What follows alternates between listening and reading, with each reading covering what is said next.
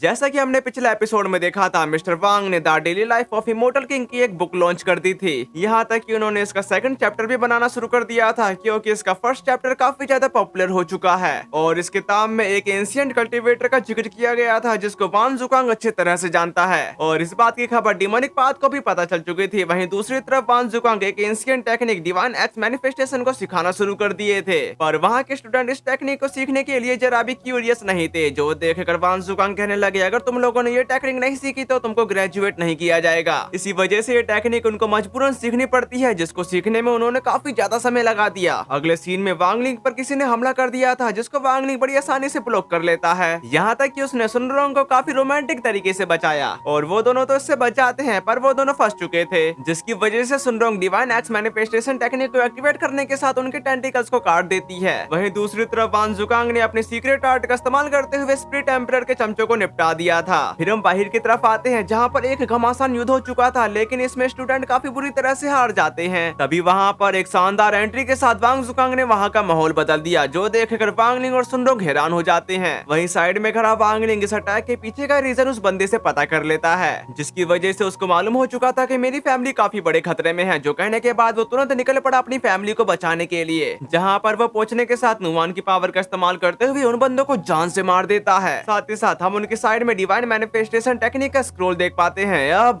आगे next episode के शुरुआत में हम एक जंगल का सीन देखते हैं, जहाँ पर ज़ोई चलते चलते कॉफिन के काफी करीब पहुंच जाता है। फिर वो अपने साथी को चुप न रहने को कहकर उस कॉफिन को खोलने में लग जाता है, जिसको खोलने में उसने अपनी पूरी जी जान लगा दी। उसके खुल जाने के बाद वो दोनों देखते हैं कि ये तो खाली है, जो देखने के बाद वो दोनों काफी ज्यादा हैरान हो चुके थे। अब उनको समझ में नहीं आ रहा था कि अब हम क्या करें। तभी अचानक से उनके पीछे एक बंदा आते के साथ कहता है, तुम किसे ढूंढ रहे हो? और उसकी बात पूरी हो भी पाती उससे पहले ही वो दोनों बंदे वहाँ से भाग जाते हैं, जो देखकर वो बंदा भी उनके पीछे जाने लगा। साथ ही साथ वो काफी तेजी से ज़ोई की तरफ जाते हुए उसका सर पकड़ने के साथ उसको दूसरी तरफ फेंक देता है। दूसरी तरफ वो लड़की उसको बचाना तो चाहती थी, लेकिन उसको अपनी जान सबसे ज्यादा प्यारी है, इसलिए वो वहाँ से भागने लगी। पर वो बंदा उसके काफी करीब पहुँचने के साथ उसका सर पकड़ते हुए उठा देता है, जो देखकर ज़ोई काफी ज्यादा परेशान होने के साथ अपनी इंपीरियल सोर्ड स्काई ब्रेकर को समन करते हुए उस पर थ्रो कर देते हैं। जो देखकर वो बंदा एक शील्ड को क्रिएट करते हुए खुद को बचा लेता है। यहाँ तक कि उसने एक स्लैश अटैक उस पर रिलीज कर दिया, जिस अटैक को ज़ोई ब्लॉक नहीं कर पाता और वो काफी बुरी तरह से इंजर्ड हो गया था। पर ये तो एक चाल थी, क्योंकि वो एक क्लोन था, साथ ही साथ वो लड़की भी एक क्लोन थी। जो देखकर वो बंदा इससे ज्यादा हैरान नहीं होता और वो उस पैन को तोड़ने के साथ बताता है, पैन स्टैंड इन टेक्निक्स है ना, तो इमोर्टल आर्ट्स टास्क फोर्स बस इतना ही कर सकती है। फिर वो एक घर की फोटो को निकालते हुए कहा, अब अगला तुम्हारा नंबर है। नेक्स्ट सीन में ज़ोई किसी से कह रहा था, मिनिस्टर ये वही इवल ऑर्गेनाइजेशन है जिससे हमने कल लास्ट नाइट स्कल में फाइट की थी, और यह वही वाइस प्रेसिडेंट डायलन है। फिर वो उन्हें एक वांटेड पोस्टर पकड़ाते हुए बताता कि हाल ही में फर्स्ट प्रिजन में हुए दंगे और 60 हाई पर हुए अटैक और पिछले कुछ साल में बच्चों के लापता होने के मामलों की इन्वेस्टिगेशन के बाद ये साफ है कि ये सभी नाइट स्कल से जुड़े हुए हैं। ये सब जानने के बाद मिनिस्टर कहने लगे उसका कल्टीवेशन रेलम क्या है, जिस पर वही बताता है कि वह शायद 9th लेवल का पिनाकल स्टेज का फ्री मोटल मास्टर है, इसलिए हम उसकी ओरा को बिल्कुल भी सेंस नहीं कर पाए। उसकी ऐसी बातों को सुनकर मिनिस्टर किसी को कॉल लगाते हुए कहना शुरू करते हैं, मेरे ऑर्डर से मैं ज़ोई को night skull special investigation unit का हेड अपॉइंट कर रहा हूँ, साथ ही उसके पास पूरे डिस्क्रिशनरी पावर होगी। जो सब कहने के बाद वो ज़ोई को बताना शुरू करते हैं, हमें इस तरह की इवल ऑर्गेनाइजेशन से छुटकारा पाना होगा जो सोसाइटी राइट के लिए काफी बड़ा खतरा है। जिस पर वो एग्री करते हुए वहाँ से जाने लगा, पर वो एकदम से रुकने के साथ the daily life of immortal king write by वान सेतो की बुक देख लेता है। तब यहाँ से इनकट होकर वान जुकांग की तरफ आ गया था, जो अपना काम कर रहा होता है। दूसरी तरफ हम एक लड़की को देखते हैं, जो धीरे धीरे कदम बढ़ाते हुए उसी की तरफ बढ़ रही थी, और वो उसके काफी करीब पहुँचने के साथ कान में उसका नाम पुकारती है। जो सुनने के बाद वान जुकांग काफी ज्यादा खुश होने के साथ कहा, यूआर मैं अभी भी अपने एक्स्ट्रा घंटे का काम कर रहा हूँ। जो कहने के बाद वो अपने काम में लग जाते हैं, जबकि यूआर एक एप्लीकेशन को देखने के बाद पूछती है, ये एब्सेंस एप्लीकेशन किसकी है? अब ये सुनकर वांग जुकांग एक लंबी सांस लेते हुए बताना शुरू करते हैं, वांगलिंग कल हमारे 60वें हाई स्कूल पर हुए अटैक की वजह से काफी घबरा गया था। उसकी इस बात पर यूआर बताते कि अफसोस आजकल के यंग काफी अनहेल्थी हैं। जो सुनकर वांग जुकांग खुद को ही कोसते हुए कहता है, वांगलिंग हमेशा से ही कमजोर रहा है और सिक्योरिटी में हुई चूक के लिए हम भी जिम्मेदार हैं, इसलिए मैं कल उसके घर जाने का प्लान बना रहा हूँ। और उसकी गर्लफ्रेंड उस पर ही डोरे डाल रही थी। जो देखकर वांग जुकांग पूछता है, वैसे यूआर मैंने जो चीज मांगी थी उसके बारे में क्या? जो सुनने के साथ यूआर एक स्क्रोल को बाहर की तरफ निकालने के साथ उसकी गोद में जाकर बैठते हुए कहती है, तुम ज्यादा मजेदार नहीं हो, और लो जो जानकारी चाहिए थी मुझे पता है कि तुम अपने मास्टर को ढूंढ रहे हो। क्या तुम्हें लगता है कि वांगलिंग के मॉम डैड तुम्हारे मास्टर से जुड़े हो सकते हैं? उसकी इस बात पर एग्री करते हुए वांग जुकांग का कहना है, सालों से मैं उसे रिटायरमेंट से बाहर आने और हमारे सेक्ट को फिर से रिवाइव करने के लिए मनाने की कोशिश कर रहा हूँ। ये बात सुनकर यूवेल उसके गालों पर एक प्यारी सी पप्पी देने के साथ कहती कि लेकिन यह इन्फॉर्मेशन पाने के लिए मुझे बहुत मेहनत लगी है। डार्लिंग, क्या तुम इस बीच मास्टर वांग सेतु का ऑटोग्राफ भी ला सकते हो? इस बात पर वांग जुकांग उसको सीने से लगाते हुए कह रहा था, तुमने बहुत मेहनत की है यूवेल, जो तुम्हें ऑटोग्राफ चाहिए वो मैं जरूर लेके आऊंगा। फिर यहाँ से इनकट होकर वांगलिंग के घर की तरफ आ गया था, जहाँ पर वांगलिंग एक स्क्रोल के द्वारा जोई की बातें सुन रहा होता है। बात बस इतनी सी है, मास्टर इंस्ट्रक्टर वांग तुम्हारे घर आ रहे हैं। मैंने सुना है कि उन्होंने काफी सारी बैकग्राउंड चेक की है। ये बात सुनकर फ्रॉगी 2 बताता है कि पहली नजर में यह घर पर मिलने जैसा लगता है, लेकिन असल में वह तुम्हारी असली पहचान जानने की कोशिश कर रहा है। तो अब हमें क्या करना चाहिए? उसकी ऐसी बातों को सुनकर वांगलिंग अपने पैन को अपने मुंह में घुसाते हुए गहरी सोच में जा चुका था। तभी हमें एक वॉइस बताती है, वांग के घर पर हुई पिछले एक्सीडेंट के बाद वांगलिंग ने अपनी फैमिली को प्रोटेक्ट करने और अपने स्कूल के दोस्तों को मुसीबत में पड़ने से बचाने के लिए स्कूल से छुट्टी लेने का फैसला किया। लेकिन बदकिस्मती से जब वह स्कूल से निकला तो एक दूसरी मुसीबत उसके पैरों में आ गिरी। तभी जोई को वहाँ पर किसी के आने का एहसास हो चुका था, जिसका एहसास होता ही उसने वीडियो कॉल को कट कर दिया। तभी वहाँ पर वांगलिंग की मदर आते के साथ कहने लगी, कुछ फल खा लो, जो कहने के बाद वो उसकी टेबल पर वो फल धरने के लिए चली जाती हैं। जो देखकर वांगलिंग अपने पैन को घुमाने के साथ बताना शुरू करता है, माँ आप बिल्कुल सही समय पर आई हो, मुझे आपसे कुछ बात करनी है। जो सुनने के बाद मदर वांग बोलते कि अरे छोटे लड़के आगे बढ़ो और बताओ क्या बात है और इतने मिस्टीरियस क्यों बन रहे हो? ये बात सुनकर वांगलिंग कहता है कि माँ क्या आप गुमनाम लेकिन पीसफुल लाइफ जीना चाहोगी या हिस्ट्री में अपना नाम बनाना चाहोगी? उसकी ऐसी बातों को सुनकर मदर वांग बड़े प्यार से उसके सर पर अपना हाथ धरते हुए कहती है कि क्या हुआ वांगलिंग, मैं तो पक्का शांति और बिना किसी की नजर में आए हुए रहना पसंद करूंगी। फिर वो उसे गले से लगाने के साथ बता दे कि मुझे तुम्हें और नोआन को सेफ और हेल्थी तरीके से बड़ा होते देखकर खुशी होगी और ज्यादा देर तक मत जगना, ठीक है वांगलिंग? जो सब कहने के बाद वो वहाँ से चली जाती है। उनके जाने के बाद वांगलिंग फिर से सोच में पड़ गया था, यहाँ तक कि वो अपने पैन को घुमाने के साथ टेबल पर पटकते हुए कहता है यही एक रास्ता है। उसकी ऐसी हरकतों को देखकर फ्रॉगी 2 पूछता है, तुम क्या करना चाहते हो? लेकिन वो अपने ड्रॉर को खोलने के साथ उसमें से एक किताब बाहर की तरफ निकालते हुए टेबल पर धर देता है और इस बुक का नाम है रोस्टर बुक। फिर हम बाहर की तरफ आते हैं, जहाँ पर वांग जुकांग अपनी साइकिल से वांगलिंग के घर की तरफ आ चुका था, यहाँ तक कि वो उनके लिए एक तोहफा भी लाया होता है। फिर वो उनके घर की तरफ बढ़ते हुए कहा, मास्टर मैं आपको सालों से बिना थके ढूंढ रहा हूँ, मुझे उम्मीद है कि मेरा अंदाजा सही होगा। जो कहने के बाद वो वहाँ की बेल बजा देते हैं। जो सुनने के साथ वांगलिंग ने वहाँ का डोर खोल दिया था। साथ ही साथ वो इंस्ट्रक्टर वांग का स्वागत भी करता है। जो देखकर वांग जुकांग उसके कंधे पर हाथ धरते हुए कहने लगे, वांगलिंग तुमने ठीक होकर अच्छा किया, इंस्ट्रक्टर पैन भी तुम्हारे बारे में काफी परेशान थे। उसी वक्त वहाँ पर मदर वांग आते के साथ कहने लगी, स्वागत है इंस्ट्रक्टर वांग, इसे अपना ही घर समझो। फिर हम इसके कुछ देर बाद का सीन देखते हैं, जहाँ पर वो दोनों चाय की चुस्कियां ले रहे होते हैं, जबकि दूसरी तरफ वांगलिंग फ्रॉगी 2 को सहला रहा होता है। उसी वक्त वांग जुकांग अपने मन में कहने लगे, बॉडी रिफाइनमेंट फेज में सिर्फ स्पिरिचुअल क्यूबाई मास्टर को इतना कमजोर नहीं होना चाहिए, लेकिन हो सकता है कि वे अपना ऑरा छिपा रही हो, इसलिए मुझे पक्का करने के लिए उनकी पल्स चेक करनी होगी। जो सब सोचने के बाद वो मदर वांग से कहता कि मैंने सुना है कि आप प्रेग्नेंट है वांगलिंग की मॉम, और मुझे खुद भी मेडिसिन के बारे में थोड़ा बहुत पता है, वैसे कि आपको बुरा लगेगा अगर मैं आपकी पल्स देख लूं? उनकी ऐसी बातों को सुनकर मदर वांग इसके लिए पूरी तरह से तैयार हो चुकी थी, जबकि वांग जुकांग अपने मन में कहने लगे, मुझे यकीन नहीं हो रहा कि वो इतनी जल्दी मान गई, पर मुझे उनको चेक करना ही होगा। फिर वो अपना हाथ बढ़ाते हुए उनकी पल्स को चेक करने ही वाला था। उसी वक्त यहाँ से बाहर की तरफ आता है, जहाँ पर सुरोंग अपनी सोड का इस्तेमाल करते हुए वांगलिंग के घर की तरफ पहुंच चुकी थी। साथ ही साथ उसने घर की बेल बजा दी, जिसकी वजह से वांग जुकांग उनकी पल्स को चेक नहीं कर पाते। इसके कुछ देर बाद हम सुरोंग को भी चाय की चुस्कियां लेता हुआ देख पाते हैं। तभी वांग जुकांग सवाल करते हैं, वैसे तुम यहाँ पर किस लिए आई हो? जिस बात का जवाब देते हुए सुरोंग बताते कि मैं मैडम और सीनियर वांग से मिलने के लिए रुकी थी। जो सब कहने के बाद वो मदर वांग की तरफ एक गिफ्ट पेश करते हुए बताना शुरू करती है, ये हुआंगो वाटर कर्टेन ग्रुप की बनाई गई लेग स्ट्रेचिंग आई पॉपिंग पिल है, ये काफी शानदार होती है। उस गिफ्ट को लेते हुए मदर वांग बताती है कि अरे यार तुम्हें ऐसा नहीं करना चाहिए था, तुम्हारी मौजूदगी ही गिफ्ट है, इसलिए गिफ्ट की कोई जरूरत नहीं थी।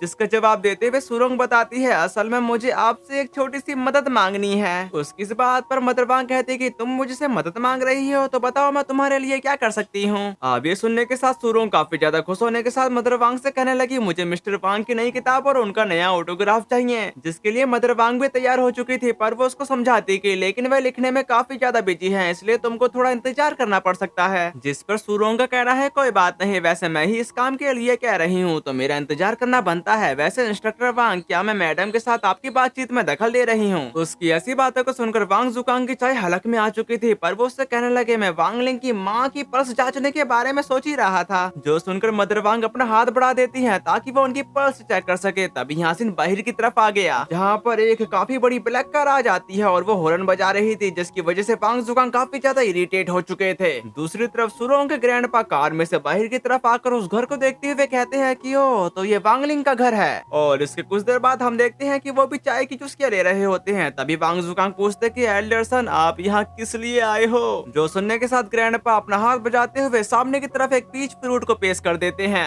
अब ये देखने के बाद वांग जुकांग के होश उड़ चुके थे, जबकि ग्रैंडपा उस फ्रूट को उनकी तरफ पेश करते हुए कहने लगे, मेरे पोते ने बताया कि तुम प्रेग्नेंट हो, इसलिए मैंने यह 6000 साल पुराना फ्लैट पीच खास तुम्हारे लिए तोड़ा है, प्लीज इसे एक्सेप्ट कर लो। उसको एक्सेप्ट करते हुए मदर वांग कह रही थी, एल्डरसन आप काफी ज्यादा दयालु हैं, ये सच में काफी ज्यादा जेनरस है। अपनी तारीफें सुनने के बाद एल्डरसन काफी ज्यादा खुश होने के साथ कहते हैं कि असल में मुझे एक छोटी सी मदद मांगनी है, क्या मुझे इस नई किताब की ऑटोग्राफ वाली कॉपी मिल सकती है। उनकी इस बात पर सुरोंग बताती है कि ग्रैंडपा मिस्टर वांग सेक्लूजन में है, इसलिए हमें इंतजार करना होगा। जो सुनकर दादाजी हंसने के साथ कहने लगे, अच्छा इसके बारे में मुझे पता नहीं था, वैसे भी मैं इसके लिए इंतजार कर सकता हूँ। उन दोनों की बातचीत खत्म होने के बाद वांग जुकांग फिर से उनकी पल्स चेक करने के लिए जाते हैं, पर अचानक से वहाँ की बेल फिर से बजने लगी, जिसकी वजह से वांग जुकांग का पारा हाई हो चुका था और वो इसी गुस्से के साथ गेट खोलता है, पर अपने सामने दो एल्डर को देखकर उसकी हिस्सी पिस्सी गुल हो चुकी थी। और इसके कुछ देर बाद वो दोनों एल्डर भी चाय की चुस्कियां लेने लगते हैं, पर वहाँ पर देखने से ऐसा लग रहा है कि गिनती बढ़ती जा रही है। पर बेचारा वांगली कहाँ सोफे पर बैठा हुआ था, अब कहाँ जमीन पर बैठा है। जबकि वांग जुकांग सल्यूट मारते हुए कहने लगे, मुझे उम्मीद नहीं थी कि सोर्ड सैंड और डॉन सैंड लीडर दोनों यहाँ पर आएंगे। चलो मुझे बताओ आप दोनों को यहाँ पर क्या चीज लेके आई है। जो सुनने के साथ वो दोनों एल्डर एक साथ बताते कि हम यहाँ फेलो वांग की माँ से मिलने के लिए आए हैं। उनकी इस बात पर वांग जुकांग अपने मन में बताता कि वे यहाँ गिफ्ट देने आए हैं, पर वो लोग छुप कर क्यों घूम रहे हैं। अगर आपको मालूम नहीं है तो ये दोनों एल्डर अपने मैंसन से भागकर यहाँ पर आए हैं। पर वो उनके गिफ्ट का पर्दा हटाने के बाद काफी ज्यादा हैरान हो जाता है, क्योंकि उनके बॉक्स में the daily life of immortal king की बुकें पड़ी थी। जो सब देखने के बाद वो उनसे कहता है कि लगता है आप दोनों भी ऑटोग्राफ लेने के लिए आए हो।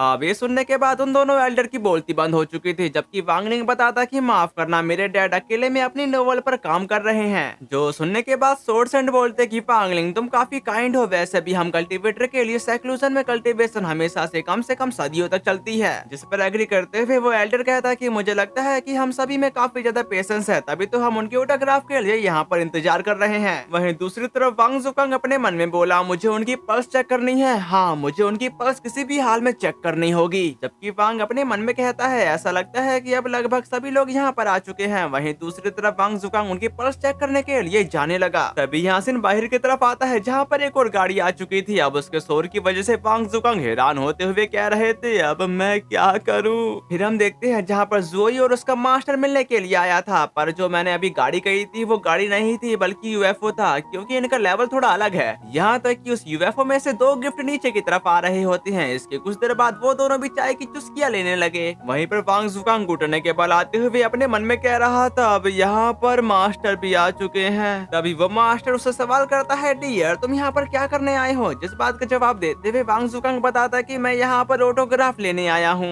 वैसे ये बंदा सरासर झूठ बोल रहा है, जबकि वो मास्टर बताने लगे थे सब लोगों को यहाँ पर फॉर्मल होने की जरूरत नहीं है, मैं भी यहाँ पर ऑटोग्राफ के लिए आया हूँ। पर मैं देख रहा हूँ वांग सीटू को अभी भी कुछ समय चाहिए, क्यों ना हम सब मिलकर मेडिटेशन करें और उनका इंतजार करें। जिस पर सब लोग एग्री करते हुए मेडिटेशन करना शुरू कर चुके थे, पर समय काफी तेजी से भागने लगा। लेकिन सब लोगों का मेडिटेशन करने का तरीका अलग अलग था, कोई बैठ के फोकस कर रहा है, कोई खड़े हो गए, कोई लेट कर फोकस कर रहा है। और इतना काफी नहीं था तो कुछ लोग अपने हैंड साइन का इस्तेमाल करते हुए मेडिटेशन कर रहे थे। वहीं दूसरी तरफ वांग जुकांग काफी ज्यादा निराश होने के साथ जमीन पर उंगलियां फेर रहा होता है, लेकिन वांगलिंग तो मेडिटेशन कर ही नहीं रहा। इसके बाद यहाँ से इनका ठोकर एक कॉफिन की तरफ आ गया था, जहाँ पर वो कॉफिन हल्का सा खुलता है और उसमें से रेड फॉग बाहर की तरफ आने लगा। साथ ही साथ वो ब्लू मून रेड मून में बदल जाता है, जबकि वो बंदा अपने कॉफिन से बाहर की तरफ आते हुए कहता कि काफी दूर दराज के इलाकों में नॉर्मल लोग मेरे top tier night skull branch को खत्म कर पाए, वैसे आज इस घर में हर कोई मरने वाला है। जो सब कहने के बाद वो इवल की तरह हंसते हुए वांगलिंग का गेट खोलता है, पर अंदर की तरफ इतने खतरनाक नजारे को देखने के बाद उसकी हंसी उड़ चुकी थी। साथ ही साथ वो अपना सारा का सारा ओरा इरेज करते हुए गेट बंद करने के साथ घबराते हुए कहता कि आलतू फालतू आईबला को डालतू, जो मैंने दरवाजा खोला वो लगता है गलत खोला होगा। जो कहने के बाद वो फिर से दरवाजा खोलता है, लेकिन इस बार वो सारे के सारे पावरफुल एल्डर उसको गुस्से की निगाहों से देखने लगे थे, जो देखने के बाद उस बंदे की फटकर चार हो चुकी थी। उसी वक्त उसके पीछे वांगलिंग की इमेज प्रकट होते हुए कहने लगी, अब जब तुम यहाँ पर आ ही गए हो तो अंदर क्यों नहीं आ जाते। जाते। लेकिन वांग जुकांग अपने ही ख्यालातों में खोते हुए कह रहा था, अरे यार अब मैं क्या करूं, ये लोग आते ही जा रहे हैं। जबकि दूसरी तरफ जोई कह रहा था, ये नाइट स्कल के वाइस प्रेसिडेंट डायलन है, जल्दी करो मिनिस्टर को बचाओ। लेकिन मिनिस्टर काफी ज्यादा भड़कते हुए कहते कि मैं उससे मास्टर वांग सीतू के राइटिंग में बाधा डालने नहीं दे सकता।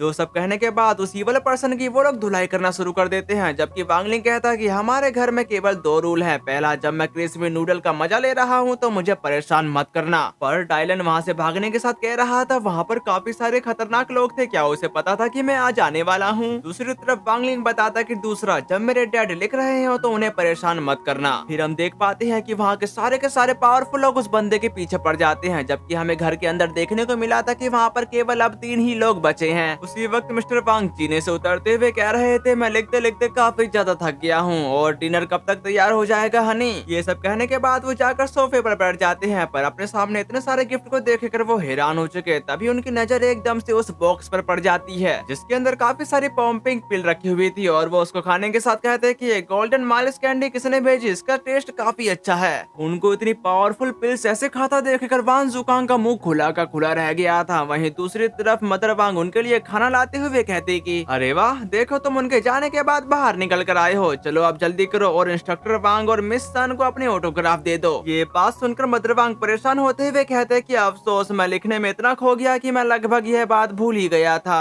इसके कुछ लम्हे बाद मिस्टर वांग उनसे कह रहे थे, माफी चाहता हूँ तुम दोनों को इतना इंतजार करवाने के लिए, माफ करना। साथ ही साथ उन्होंने अपने ऑटोग्राफ उस बुक में कर उन दोनों को थमा दिए थे। जबकि वांग जुकांग कहता कि वैसे आज मुझे वांगलिंग के घर पर आकर क्या करना था, खैर मुझे उनको ऑटोग्राफ मिल गया तो मिशन पूरा हो गया होगा। दूसरी तरफ डायलन उन लोगों से बचते बचाते हुए काफी दूर तक आ गया था। जबकि वो कहता कि आखिरकार मैंने उन लोगों से अपना पीछा छुड़ा लिया। उसी वक्त वहाँ पर एक पोर्टल ओपन होने के साथ उसमें से ये कोई आते के साथ उसका माथा पकड़ लेता है, जो देखकर वो हैरान होते हुए कहता कि तुम पोकर फेस वाले आदमी हो, है ना। इस बात पर ये कोई कहता है कि माफ करना, मैं उनके जितना नरम दिल नहीं हूँ। जो कहने के बाद वो उसको एब्जॉर्ब कर चुका। फिर वो उसका टेस्ट लेते हुए बताता है कि एक pinnacle level free mortal realm cultivator, तुम मेरे सामने इतना घमंड करने की हिम्मत कैसे कर सकती हो। ये सब कहने के बाद वो वहाँ से चला जाता है। वैसे कुछ लोगों का सवाल होगा कि ये वीडियो इतना लेट क्यों है, तो वो क्या है ना कि मैं बाकी सीरीज में इतना खो गया कि मैं इसको भूल ही गया था। पर आप लोगों के कमेंट की वजह से मुझे याद आया कि मैंने एक और सीरीज एक्सप्लेन करना शुरू की थी जिसको मैंने बीच में छोड़ दिया। लेकिन चिंता मत करो, मैं इसके सारे के सारे एपिसोड जल्द से जल्द एक्सप्लेन कर दूंगा। बस आपको इतना करना है कि इस वीडियो के नीचे 40 कमेंट और अच्छे खासे लाइक करके जाना। अगर आप लोगों ने बस इतना कर दिया तो मैं इसके एपिसोड जल्दी लाने की कोशिश करूंगा। तो फिर मिलते हैं, सायोनारा।